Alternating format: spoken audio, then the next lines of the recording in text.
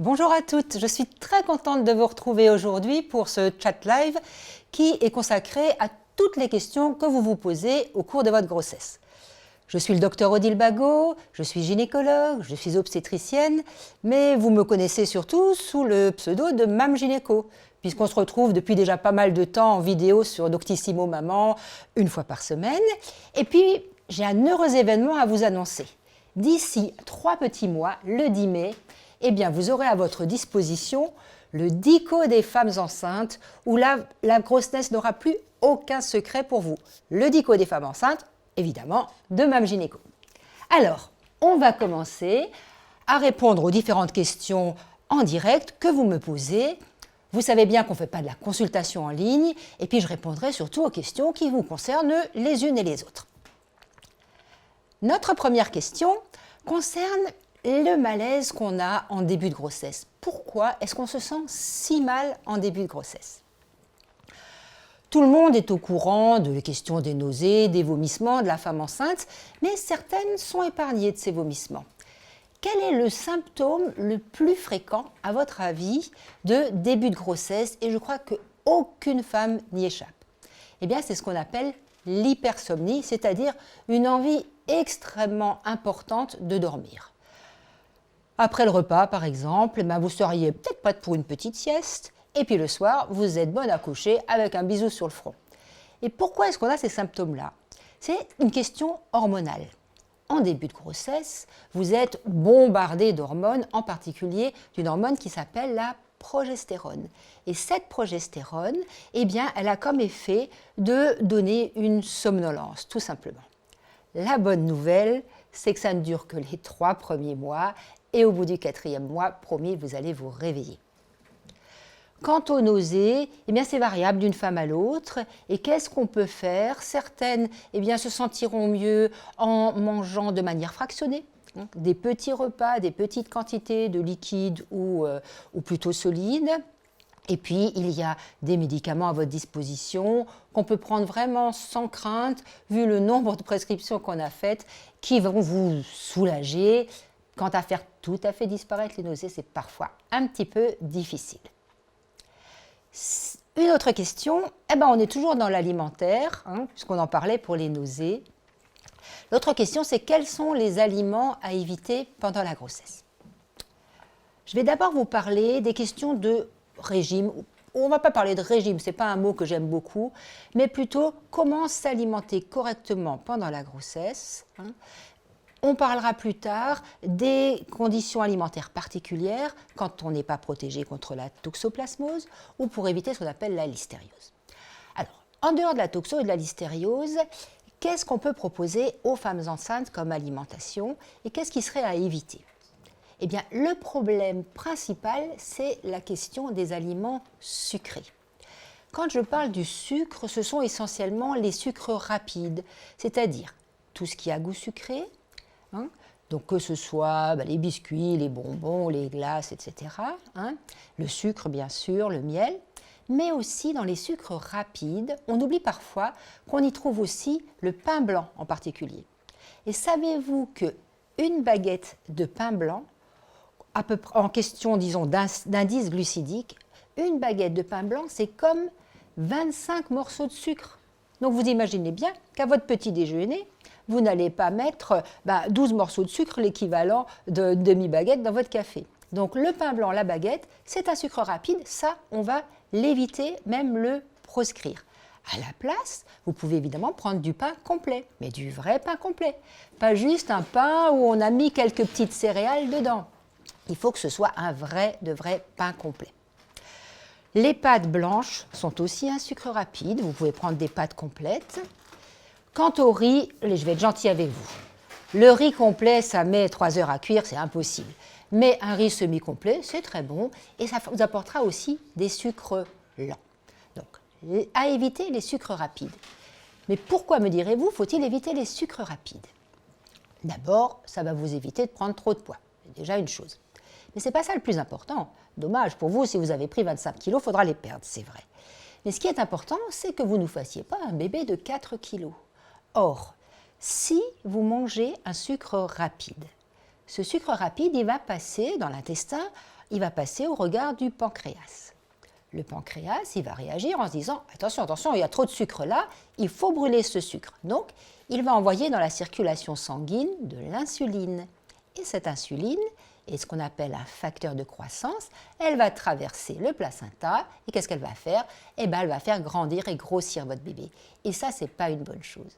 Donc, pour ralentir l'insuline du pancréas, on évite les sucres rapides. 2 mots rapidement, mais ça, votre gynécologue vous le réexpliquera. Concernant la toxoplasmose, si je vous explique vite fait comment ça marche, je suis sûre que vous allez retenir ce qu'on peut manger ou pas. C'est un chat qui sort, qui mange un oiseau ou une souris, qui va se retrouver avec du toxoplasme dans les selles et les urines, et avec ça, il va souiller ce qui a à ras de terre, c'est-à-dire les salades de la campagne, les fraises, etc. Donc on se méfie beaucoup de ces aliments, même en les lavant très très bien. Moi, je ferai l'impasse sur les salades de la voisine dans son potager. Le chat, il va souiller l'herbe, et l'herbe, elle va être broutée par le mouton ou par le bœuf. Et on va retrouver le toxoplasme dans la viande. Ça ne résiste pas à la cuisson. Donc si vous voulez manger de la viande, il ne faut pas qu'elle soit saignante. Donc pour la toxo, retenez tout ce qui est à ras de terre qui peut être souillé par les chats. Évidemment, la litière des chats, il faut faire attention. Et puis, la viande si elle est saignante. La listériose, ça concerne des lots alimentaires, en particulier les fromages à base de lait cru ou des plats cuisinés ou des charcuteries artisanales qui n'ont pas été conservés correctement à 4 degrés, rupture de la chaîne du froid. Et là, à ce moment-là, on a un risque de listériose qui peut être dangereuse puisque ça peut donner des fausses couches ou des accouchements prématurés. Donc pour la listériose, un frigo bien froid, correctement nettoyé, évitez les fromages essentiellement à base de lait cru et surtout les charcuteries artisanales. Bon, vous voyez, ça ne fait pas trop d'interdits, vous ne mettez pas trop la pression parce que sinon vous ne mangerez rien de votre grossesse. Et on va passer à la question suivante. La question suivante, on est plus dans la pathologie. Pourquoi est-ce que j'ai fait une fausse couche? Quelles sont les causes de la fausse couche? C'est vrai qu'une fausse couche, qui est donc l'arrêt de la grossesse et son expulsion dans les 3 premiers mois, c'est souvent source, je dirais, d'inquiétude, de questionnement et même de culpabilité. Sachez que si vous faites une fausse couche, vous n'y êtes pour rien. Pourquoi est-ce qu'une grossesse va s'arrêter tôt, avant le 3e mois? C'est pratiquement toujours parce qu'au moment de la fécondation, c'est-à-dire juste au moment où vous avez fait votre bébé, eh bien, la rencontre de l'ovule et du spermatozoïde et tous les échanges qu'il y a entre les différents chromosomes à ce moment-là, qui est un mécanisme très très très complexe, et bien là, il y a eu un petit raté. Il y a quelque chose qui ne s'est pas passé comme il faut. Et la grossesse, eh bien, elle évoluera un petit peu, mais à un moment, assez rapidement d'ailleurs, elle s'arrêtera. Donc, c'est ni votre faute, ni la faute de votre partenaire, bien sûr, ni ce que vous avez pu faire pendant la grossesse, c'est dès le départ. Et c'est un mécanisme naturel qui est fait pour éliminer, en fait, les œufs qui ne sont pas normaux et qui n'auraient de toute façon pas pu évoluer. Donc, une fausse couche au 1er trimestre, c'est un accident fréquent, c'est un accident banal, mais pour vous, ce n'est pas quelque chose non plus qu'il faut nier et il ne faut surtout pas nier la peine que ça peut faire. C'est souvent un peu difficile à vivre parce que vous aviez déjà un enfant dans votre tête, c'est tout à fait sûr. L'entourage ne le savait peut-être pas et vous avez besoin de quelques semaines pour faire un peu le deuil de cette histoire-là et pour pouvoir passer à autre chose. Et vous êtes parfois déçu de vous rendre compte que l'entourage n'est pas dans le même état d'esprit. Donc, laissez passer, prenez un petit temps de repos, de réflexion par rapport à ça et je vous promets que vous serez tout à fait prête pour une autre grossesse après. Dans le même ordre d'idées, on a la question des saignements pendant la grossesse. Alors, je vous propose de distinguer les saignements du 1er trimestre et puis ceux qui peuvent survenir après. 1er trimestre, eh bien, c'est ce qu'on appellera la menace de fausse couche. Heureusement, quand une grossesse est installée dans l'utérus, je parle bien de la grossesse intra-utérine, il peut arriver que l'œuf se décolle un petit peu et qu'il y a à ce moment-là un saignement. Si la grossesse est bien vivace, ça va se recoller vers la fin du 3e mois et on n'entendra plus parler. Évidemment, si l'œuf se décolle beaucoup plus, ça peut amener à une fausse couche. Si vous avez des saignements du 1er trimestre, alors que c'est très très précoce, qu'on ne voit pas encore de grossesse dans l'utérus, mais juste votre test de grossesse est positif, À ce moment-là, on ira voir si vous ne faites pas une grossesse extra-utérine. C'est-à-dire que la grossesse, au lieu de s'accrocher dans l'utérus, eh bien, elle s'est arrêtée entre là où se fait la fécondation, c'est-à-dire dans la trompe et l'utérus, et elle se développe dans la trompe. Il y a des douleurs, il y a des saignements. Ça, c'est tout à fait une autre affaire. Parlons maintenant des saignements pendant la grossesse, les autres trimestres. Au deuxième trimestre de la grossesse, les saignements sont très rares, il y a très peu de pathologies. On peut évoquer quand même les petits saignements tout au long de la grossesse au demeurant qui peuvent arriver après les rapports. Pourquoi ? Parce que le col est très vascularisé et très fragile pendant la grossesse et simplement par contact, ça peut saigner un petit peu. Ces saignements, il faudra toujours aller en parler ou le montrer dans le service de maternité ou à votre gynécologue. En mettant le spéculum, s'il voit bien que ça vient de l'extérieur du col, ce n'est absolument pas grave. Si ça vient de l'intérieur du col, c'est que ça vient de l'œuf. Donc, dès que vous saignez, vous allez consulter très rapidement pour qu'on puisse faire la distinction entre venant de l'exocole, c'est pas grave du tout, ou si ça vient de l'intérieur, c'est autre chose. Enfin, au troisième trimestre de la grossesse, des saignements peuvent être le témoin d'une pathologie plus grave. Ça peut être ce qu'on appelle la placenta prévia, c'est-à-dire que votre placenta, au lieu d'être collé sur une des parois de l'utérus, il est collé sur la paroi, mais aussi un petit peu sur le col. Or, le col, s'il travaillote un peu, ça peut décoller un peu le placenta, et comme c'est très vascularisé, ça peut saigner très fort. Donc là, vous aurez une surveillance spécifique. On a aussi l'exceptionnel, ce qu'on appelle hématome rétroplacentaire. Les femmes qui font une hypertension très très très sévère, c'est rare, c'est un accident grave, on n'en parlerait pas. Ce qu'il faut savoir, quel que soit le moment de la grossesse, on consulte quand on a un saignement. Une question différente, quand commence-t-on à sentir les mouvements du bébé ? Ah, alors les mouvements du bébé, ça c'est quand même un grand événement, parce que c'est quand même quelque chose d'extraordinaire qui vous arrive. Jamais on a pu sentir un petit être en soi, on est un peu deux. Alors ces mouvements du bébé, c'est sûr qu'on les attend. Si c'est votre première grossesse, vous les sentirez peut-être un petit peu plus tard que celles qui ont déjà fait l'expérience et qui connaissent déjà cette sensation. On va dire grossièrement aux alentours de 20-22 semaines sans règles, c'est-à-dire au début du 5e mois à peu près, la plupart des femmes ont senti bouger leur bébé. Si vous voulez un repère, donnez-vous le repère de l'échographie du 5e mois. En général, à l'échographie du 5e mois, toutes les femmes ont ressenti déjà les mouvements du bébé. C'est vrai qu'il y a des femmes qui ont déjà eu des enfants que j'ai entendu dire « moi je sens déjà mon bébé au début du 4e mois » et ce n'est pas dans leur tête. Effectivement, on peut déjà le sentir. L'importance de ces mouvements et l'intensité de ces mouvements peut être modifiée si le placenta est placé en devant, à la partie antérieure de l'utérus, parce que les mouvements seront un petit peu amortis, surtout quand le bébé est encore tout petit. À quoi ça ressemble ces premiers mouvements? Parce que tout le monde ne les identifie pas tout de suite. Eh bien, les femmes souvent me disent c'est comme des petits papillons, des petites bulles. J'avais l'impression que c'était mes intestins, mais non, ce n'est pas les intestins, c'est bien le bébé qu'on sent bouger au début. Et après, il n'y a évidemment plus aucun doute quand on reconnaît les bébés. Ça nous fait d'ailleurs une petite compagnie agréable quand on s'ennuie. On va passer à une autre question. La péridurale, est-ce que ça fait mal et qu'est-ce qu'on ressent quand même au moment de l'accouchement? La pose de la péridurale est un geste qui, normalement, est quasiment indolore. Ce qui est embêtant au moment de la pose de la péridurale, c'est qu'en même temps, vous avez vos contractions. Vous avez vos contractions et on vous demande de vous tenir comme ça, bien arc-bouté pour que l'anesthésiste puisse piquer. Et en plus, il ne faut pas bouger alors que la contraction est en train d'arriver. Je crois que c'est plutôt ça la question par rapport à la péridurale. Les risques de la péridurale sont vraiment mineurs. Ce qui peut arriver parfois, c'est qu'on va un tout petit peu plus loin. Ça fait une petite brèche au niveau des méninges. On s'en rend compte et la seule chose qui sera à faire, c'est que dans les 2 jours suivant l'accouchement, il faudra rester couché très très à plat. Ça n'arrive pas souvent, sachez que c'est quelque chose qui peut arriver. Mais des accidents graves, c'est vraiment très très rare.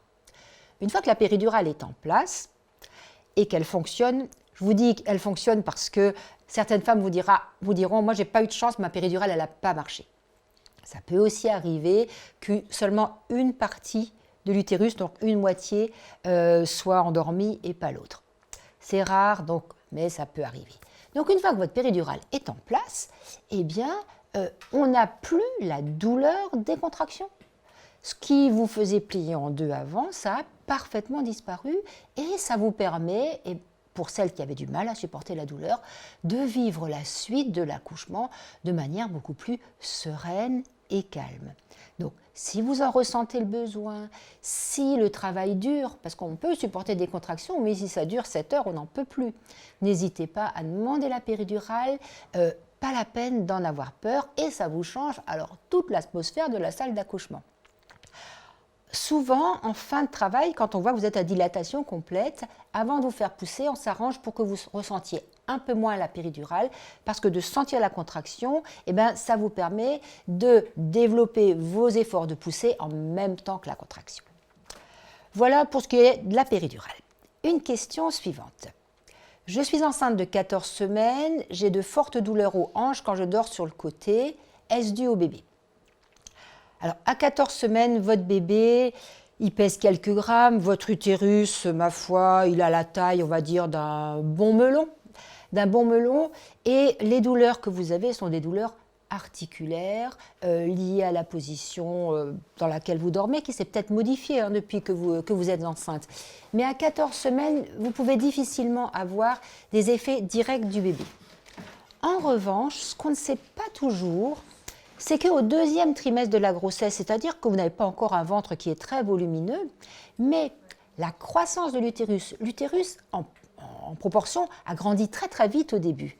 Et du coup, il y a quand même des ajustements qui doivent se faire à l'intérieur avec les viscères et surtout la paroi abdominale avec les muscles et les tendons. Et le deuxième trimestre, c'est vraiment le trimestre où les femmes se plaignent le plus de douleurs tendineuses, musculaires, presque en coup de couteau parfois. Ça ne doit pas vous inquiéter très habituellement. Ensuite, comme la fibre musculaire, c'est-à-dire la taille du muscle va augmenter, paradoxalement, vous aurez moins de tension dans l'abdomen avec un gros ventre de 9 mois que vers le 4e ou 5e mois. On a une question concernant le diabète. Une femme qui a été atteinte du diabète au 7e mois de grossesse, quel est le risque pour le bébé ? Le diabète gestationnel, c'est une grande question. On l'a déjà un petit peu évoqué tout à l'heure quand je vous parlais de l'alimentation. Donc le diabète gestationnel, son risque principal, s'il n'est pas équilibré, c'est de faire effectivement des bébés trop gros de 4 kg ou plus. Un bébé de 4 kg ou plus, c'est surtout un risque au moment de l'accouchement, de difficultés pour le sortir, de risque de césarienne, risque de forceps. Si l'utérus est très volumineux et dilaté, au moment de la délivrance, c'est-à-dire après la naissance du bébé, on a plus de risque d'hémorragie après l'accouchement. Et ce sont des bébés qui, dans les premières heures de vie, font plus souvent des hypoglycémies. Alors, une idée fausse qui circule, un bébé de mère diabétique ne risque pas d'être diabétique. Ça n'existe pas. En revanche, au début, ils ont parfois des difficultés à équilibrer leur glycémie. Donc, on leur fera souvent au talon des petites piqûres régulières pour mesurer la glycémie, les nourrir très régulièrement, leur apporter parfois un petit peu d'eau sucrée si nécessaire. Donc ça, c'est le risque principal pour le bébé. Mais selon la nature de votre diabète, l'importance de votre diabète, si c'est juste une intolérance au sucre, parfois juste avec le régime, on arrive à équilibrer ce qu'on appelle votre cycle glycémique, c'est-à-dire vos glycémies sur toute la journée. Si c'est plus sévère, à ce moment-là, vous serez sous insuline, avec un suivi très très très serré, un accouchement programmé, etc. On reprend une question. J'ai eu une première grossesse et j'ai accouché à 35 semaines. Une prématurité est-elle à prévoir pour une nouvelle grossesse ? Ça, c'est une question très intéressante. Très intéressante, si on veut répondre de manière générique, une femme qui a déjà eu un accouchement prématuré a effectivement plus de risques de refaire un accouchement prématuré que celle qui aurait accouché à terme la première fois. Mais en fait, tout dépend de la cause de l'accouchement prématuré. Si la cause de l'accouchement prématuré est ce qu'on appelle une incompétence du col, c'est-à-dire c'est juste le col qui ne tient pas bien, là il y a effectivement un risque de récidive. sachant qu'un prématuré à 35 semaines, c'est des bons prématurés. C'est des bons prématurés, ils font souvent déjà plus que 2 kilos, ils ont peu besoin d'oxygène, et donc la prématurité risque peu d'être plus précoce encore que ces 35 semaines. Maintenant, si la prématurité est liée à un accident, que ce soit un accident infectieux, une perte des os bien avant l'heure, c'est un accident qui arrive pour cette grossesse-là et qui n'a pas de raison de se répercuter à une grossesse suivante. Donc vous voyez que la menace d'accouchement prématuré, c'est quelque chose qu'on va évaluer de manière globale. Parce que pour accoucher, a fortiori avant l'heure, il faut plusieurs choses. Il faut un col qui s'ouvre, qui ne soit pas très tonique, mais il faut aussi des contractions. Il faut parfois que la tête descende, appuie aussi sur le col. Et puis la mesure du col qui sera faite à l'échographie. Tout ça, ce seront des indicateurs. Est-ce que le risque est important ou pas? Une question. Ah, on monte d'un étage là. Mes seins coulent, est-ce normal?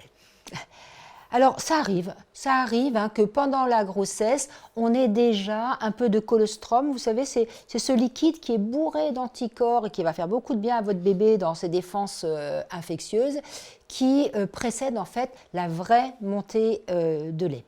C'est gênant parce que ça risque de tacher vos soutiens-gorge et passer sur votre chemisier. En pleine réunion, c'est quand même pas cool. Donc, on peut mettre des petites protections s'il faut. Mais le conseil à vous donner, c'est surtout de ne pas chercher à provoquer l'écoulement. Parce que si vous appuyez sur le téton pour voir si ça coule encore, ça va entretenir cet écoulement. Donc, vous inquiétez pas, ce sont des choses qui arrivent et on fait ce qu'il faut pour que ça reste discret. La question suivante. Je souffre d'une scoliose, quelles peuvent être les conséquences sur la grossesse et sur l'accouchement? Ça aussi, c'est une question qui revient relativement souvent. On peut même l'étendre, c'est vrai qu'il y a la scoliose, mais en fait, toutes les femmes qui souffraient déjà de douleurs de dos et de lombalgie pendant la grossesse. Si c'est une scoliose ou une kyphose très très sévère, il est vrai que les modifications anatomiques pendant la grossesse peuvent augmenter un petit peu les douleurs, mais ce n'est pas nécessairement le cas. Ce n'est pas nécessairement le cas et j'ai souvenir comme ça de quelques-unes de mes patientes qui avaient des problèmes de dos sévères. Et pendant la grossesse, comme on a un relâchement musculaire et puis que ces femmes savent gérer aussi, aller chez le kiné quand il faut, etc., bien la grossesse s'est passée pas si mal que ça, c'était pas nécessairement pire que ce qu'elle avait auparavant. En revanche, une femme qui n'a jamais vraiment eu de problème de dos, souvent les femmes quand même en cours de grossesse se plaignent d'avoir mal au dos. Parce que toute votre statique est vraiment modifiée. Et cette modification de statique fait parfois qu'on a ce qu'on appelle un petit dérangement intervertébral mineur, ça s'appelle un DIM, donc deux vertèbres qui bougent un peu l'une par rapport à l'autre, et ça vient vous titiller la racine de votre sciatique. Et le sciatique va faire une douleur soit sur le côté, soit à l'arrière de la jambe. Des petits moyens, trouver la bonne position, éventuellement mettre une ceinture de grossesse, faire de la kiné. Très exceptionnellement, on fait une infiltration, mais ça n'arrive presque jamais. Voilà pour les problèmes de dos. Ah, attends, on arrive au moment de l'accouchement. Quand est pratiquée une épisiotomie? Je vais vous donner une réponse un petit peu, une palissade, quand il faut. Quand il faut, ça veut dire quoi? Ça veut dire qu'on ne fait pas d'épisiotomie systématique. Elle sert à quoi cette épisiotomie? À deux choses. D'abord, quand on voit la tête qui arrive donc sur le périnée en bas, eh bien on voit ce périnée qui se déplisse, qui est quand même très très tendu, et puis qui blanchit un petit peu. Et la sage-femme ou l'obstétricien est là pour retenir ce périnée, pour le garder un peu serré, mais éviter aussi que ça déchire. Et si on voit qu'on a un risque de déchirure, c'est à ce moment-là qu'on va faire l'épisiotomie. Donc l'épisiotomie, c'est essentiellement un geste préventif de la déchirure périnéale. Et la déchirure périnéale, ça peut être très compliqué et très invalidant et beaucoup plus compliqué à réparer et à suturer qu'une épisiotomie qui est bien claire, bien faite. L'épisiotomie, quand elle est faite au bon moment, c'est-à-dire quand vraiment la tête tire sur le périnée, je vous promets que ça fait pas mal, c'est même un vrai soulagement. Parce que toutes les tensions autour du périnée, elles diminuent immédiatement. Donc n'ayez pas peur de l'épisiotomie, elle est là pour protéger votre périnée et pour vous éviter une déchirure. Ça, c'est le cas le plus fréquent. Il y a des circonstances où, pour protéger le bébé, par exemple les prématurés, ou si vraiment la tête n'arrive pas à passer ce périnée et que le bébé commence à montrer des signes de faiblesse, il peut arriver qu'on fasse une épisiotomie pour accélérer la sortie du bébé ou pour poser plus facilement une ventouse ou un forceps. Donc, si on peut accoucher sans épisiotomie, c'est très bien. Si vraiment elle est nécessaire, c'est vrai que les suites ne sont pas toujours très agréables, mais tout ça, ça rentre dans l'ordre parce que le périnée cicatrise merveilleusement bien. On va passer à une question toujours sur les voies d'accouchement. Quand est-il nécessaire d'accoucher par césarienne? Là, il y a de multiples cas de figure. Alors, on va déjà prendre la césarienne programmée. Les césariennes programmées, on dit voilà, madame, mercredi à telle heure, vous avez rendez-vous pour faire votre césarienne. Eh bien, c'est quand le bassin de la femme est trop étroit. Votre bassin, il sera examiné cliniquement à la fin de la grossesse. S'il semble trop étroit, en particulier ce qu'on appelle des bassins en entonnoir, vous imaginez, le bébé il est là-haut et puis il va se retrouver coincé en bas. S'il est en entonnoir, si on a cette suspicion, on va faire une radio du bassin.